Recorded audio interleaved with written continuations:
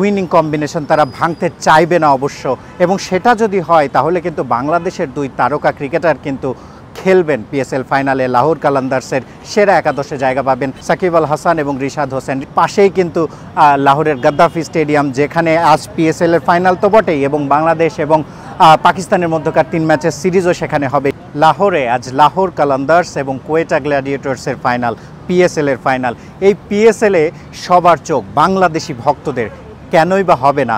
লাহোর কালান্দার্সে তিনজন ক্রিকেটার বাংলাদেশের, সাকিব আল হাসান, রিশাদ হোসেন এবং মেহেদী হাসান মিরাজ। মেহেদী হাসান মিরাজ অবশ্য এক ম্যাচও খেলার সুযোগ পাননি, তিনি পিএসএলে এসেছেন, এখনও সেরা একাদশে সুযোগ পাননি। তবে সাকিব আল হাসান তিনি খেলছেন, এবং রিশাদ হোসেন তিনি বাংলাদেশ এবং সংযুক্ত আরব আমিরাত সিরিজে খেলার পর এখানে এসে আবার ম্যাচ খেলেছেন এবং ম্যাচ জয়ী একটা পারফরমেন্স কিন্তু উপহার দিয়েছেন। এবং লাহোর কালান্দার্সের যে টিম মালিক তিনি কিন্তু তাকে আইফোন উপহার দিয়েছেন, সেটা আমরা সবাই জানি সামাজিক যোগাযোগ মাধ্যমের কল্যাণে। সাকিব আল হাসান তিনি ব্যাট হাতে 2টি ডাকের স্বাদ পেয়েছেন, কিন্তু বল হাতে কিন্তু তিনি ভালো করেছেন। প্রথম ম্যাচে 1 ওভার বল করেছেন, সেখানে 1 উইকেট পেয়েছিলেন। শেষ ম্যাচে উইকেট না পেলেও ভালো বল করেছেন।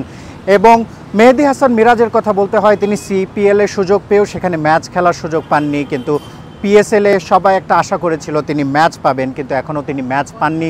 ফাইনালে সেই সুযোগ হবে কিনা আশা অবশ্য কম, কারণ টিম কম্বিনেশনের একটা ব্যাপার আছে। তারা এলিমিনেটর এবং কোয়ালিফায়ার 2 2 ম্যাচে জিতে এসেছে। উইনিং কম্বিনেশন তারা ভাঙতে চাইবে না অবশ্য, এবং সেটা যদি হয় তাহলে কিন্তু বাংলাদেশের দুই তারকা ক্রিকেটার কিন্তু খেলবেন পিএসএল ফাইনালে। লাহোর কালান্দার্সের সেরা একাদশে জায়গা পাবেেন তারা আর কেউই নন, সাকিব আল হাসান এবং রিশাদ হোসেন। রিশাদ হোসেনের কথা বলছিলাম, দারুণ পারফর্ম করেছেন। সংযুক্ত আরব আমিরাতের বিপক্ষে যে সদ্য সমাপ্ত সিরিজ, সেখানে অবশ্য তিনি শেষ ম্যাচে তার উপর আশা ছিল, তিনি শেষ ওভারে ওরকম জ্বলে উঠতে পারেননি। বাংলাদেশ ম্যাচ হেরেছে, বাংলাদেশ সিরিজ হেরেছে সেখানে।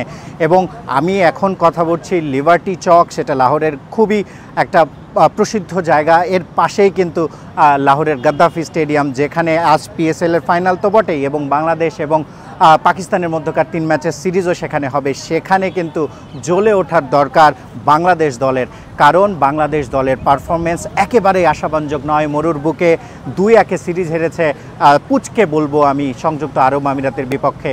সেক্ষেত্রে সিরিজ শুরু 28 তারিখ, 28, 30 এবং 1, এই 3 দিন বাংলাদেশের ম্যাচ পাকিস্তানের বিপক্ষেই লাহোর গাদ্দাফি স্টেডিয়ামে। কিন্তু তার আগে আজকে বাংলাদেশের তারকাদের নিয়ে লাহোর কালান্দার্স ফাইনাল জিততে পারে কিনা সেটাতেই সবার নজর থাকবে।